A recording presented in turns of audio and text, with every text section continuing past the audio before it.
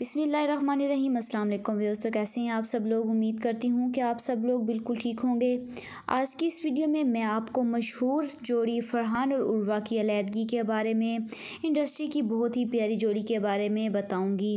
Video start करने से पहले मेरी आप लोगों से रिक्वेस्ट है कि जिन लोगों ने अभी तक मेरा चैनल सब्सक्राइब नहीं किया तो काइंडली सबसे पहले मेरे चैनल को ज़रूर सब्सक्राइब कीजिए और साथ वाले बेल आइकॉन पर क्लिक करके ऑल वाली नोटिफिकेशन बेल पर क्लिक कर दीजिएगा ताकि आने वाली तमाम लेटेस्ट वीडियो आप तक बआसानी पहुंच सके।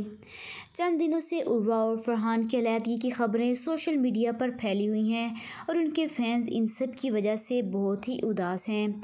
मगर अब इंडस्ट्री की बहुत ही मशहूर और पसंद की जाने वाली जोड़ी की अलैदगी की खबरें आने लगी। फ़िरोज़ खान और अलीज़े की जोड़ी को सब ने बहुत पसंद किया और इन दोनों के कोई भी हेटर्स नहीं थे। फ़िरोज़ खान ने जब 2018 में अपनी शादी का ऐलान किया तो लोगों को उनकी वाइफ को देखने के लिए बहुत शौक था, क्योंकि हर कोई ये जानने के लिए बेताब था कि कौन है वो लकी गर्ल जिससे फ़िरोज़ खान शादी करने जा रहा है।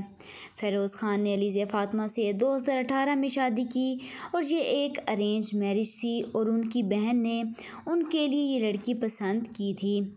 फ़िरोज़ खान की जोड़ी को लोग उनके बेटे की पैदाइश के बाद और भी पसंद करने लगे थे। मगर आखिर खबरें आ रही हैं कि फ़िरोज़ और अलीज़े अलैदगी अख्तियार कर रहे हैं। ये एक शॉकिंग न्यूज़ के साथ साथ सैड न्यूज़ भी है, क्योंकि फ़िरोज़ खान हमेशा अपनी वाइफ के बारे में बहुत ही प्यार से बात किया करते थे। लोगों ने इनको बहुत ही ज़्यादा तनकीद का निशाना बनाया। लोगों ने कुछ बातें भी की हैं, वो मैं आप लोगों के साथ शेयर करने जा रही हूँ। लोगों का कहना है कि इश्किया ड्रामे में काम करने के बाद असल ज़िंदगी में भी हानिया आमिर फ़िरोज़ खान से शादी तो करने की प्लानिंग तो नहीं कर रही। एक और सहाफ़ी ने लिखा है कि फ़िरोज़ खान को सज्जद अली की बद्दुआ लगी है या हानिया आमिर की।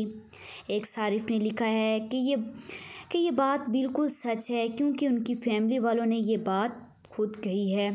फ़िरोज़ खान अपनी तलाक के बारे में अभी कोई इंटरव्यू नहीं दिया।